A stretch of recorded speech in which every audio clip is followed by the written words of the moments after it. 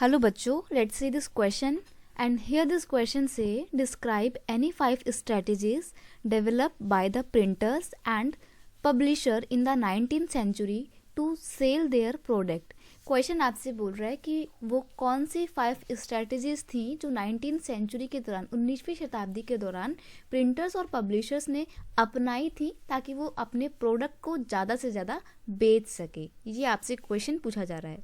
Question को कुछ इस तरीके से भी पूछा जा सकता है, describe the new forms of publication that come out at the end of 19th century and in the beginning of 20th century. यानी कि वो न्यू फॉर्म बताइए जो पब्लिकेशन में आई थी 19th सेंचुरी के एंड में और 20th सेंचुरी के स्टार्टिंग में, यानी कि 19वीं शताब्दी के अंत में और 20वीं शताब्दी के दौरान पब्लिकेशंस में कौन कौन सी न्यू फॉर्म्स आई थी, वो न्यू फॉर्म्स आपको यहाँ पे एक्सप्लेन करनी है। तो देखिए 19th सेंचुरी के एंड में और 20th सेंचुरी के बिगनिंग में कुछ न्यू फॉर्म्स आई थी, या कह सकते हो कि पब्लिकेशंस ने या पब्लिशर्स ने कुछ नए तरीके अपनाए थे, न्यू स्ट्रैटेजीज को अडॉप्ट किया था जिससे उनके प्रोडक्ट ज़्यादा से ज़्यादा बिक रहे थे। तो वो क्या न्यू फॉर्म्स थी या क्या स्ट्रैटेजीज थी वो हम यहाँ पे डिस्कस करेंगे। क्वेश्चन का यहाँ पे की कंसेप्ट है strategies develop by the printers and the publishers. तो वो कौन सी स्ट्रैटेजीज थी, देखिए सबसे पहली बात, in the 19th century periodicals serialized famous novel which gave birth to a particular way of writing novel।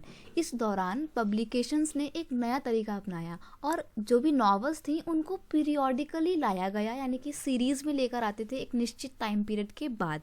जैसे आज के समय में आप देखते हो ना, बुक्स का फर्स्ट पार्ट होता है, सेकंड पार्ट होता है, थर्ड पार्ट होता है, वेब सीरीज़ की तरह।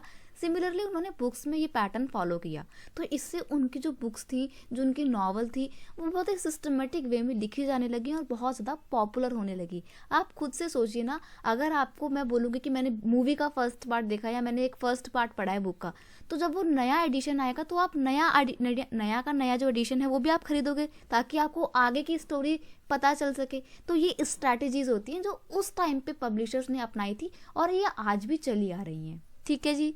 नेक्स्ट है आपका बच्चों, the dust cover of book jacket was introduce to make the book more attractive to the leaders नहीं है, ये रीडर्स होगा यहाँ पे, आप यहाँ पे इसको करेक्ट करिए,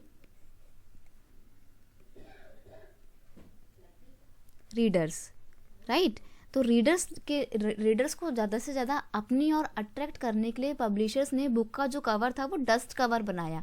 एक्चुअली डस्ट कवर जो होते हैं ना वो बहुत ही अट्रैक्टिव होते हैं, दिखने में बहुत सुंदर होते हैं, तो ज़्यादा से ज़्यादा रीडर्स तो सिर्फ बुक सुंदर है इस वजह से बुक्स को खरीद लिया करते थे। ये स्ट्रैटेजीज थी जो पब्लिशर्स ने उस टाइम पे अडॉप्ट की थी। नेक्स्ट है आपका, book were printed in the offset press which could print book in 6 colour at a time. Offset presses में बुक्स को प्रिंट किया जाता था ताकि एक ही समय में 6 कलर्स में बुक को पब्लिश करवाया जा सके और इससे बुक ज़्यादा अट्रैक्टिव लगती थी।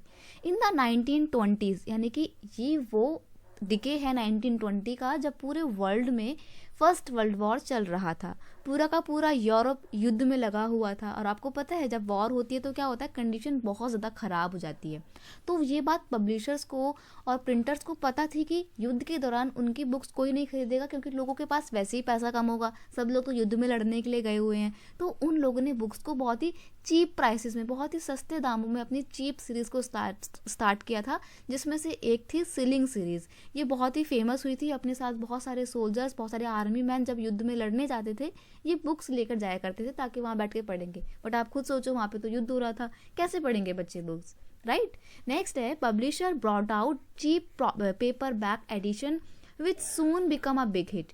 पब्लिशर्स ने बाद के समय में, बाद में मतलब 1928 से 30s के दौरान जब पूरा वर्ल्ड आर्थिक मंदी झेल रहा था, इकोनॉमिक वर्ल्ड डिप्रेशन पूरे वर्ल्ड को परेशान कर रहा था, लोगों के पास पैसा नहीं था, उस आर्थिक मंदी के दौरान पब्लिशर्स को पता था कि लोग बुक्स नहीं खरीदेंगे, तो उन्होंने चीप पेपर बैक एडिशन लेकर आए थे ताकि बहुत ही सस्ते दामों पे बुक्स को बेचा जा सके। हालांकि उस दौरान जब ग्रेट डिप्रेशन चल रहा था, लोगों के पास पैसों की कमी थी, तो एक आप कह सकते हो स्लो डाउन देखने को मिला था पब्लिशिंग इंडस्ट्री में। बट स्टिल चीप पेपर की वजह से थोड़ी बहुत बुक्स बिक रही थी, बट आगे जाके ये चीप पेपर बुक्स ने काफ़ी अच्छा हिट दिया, ज़्यादा से ज़्यादा लोगों ने इसको पसंद किया। राइट तो ये स्ट्रेटजीज थी जो पब्लिशर्स ने और प्रिंटर्स ने अपनाई थी, या ये कुछ न्यू फॉर्म्स थी जो हमारे को 20th सेंचुरी की स्टार्टिंग से बिगनिंग से देखने को मिल जाती हैं.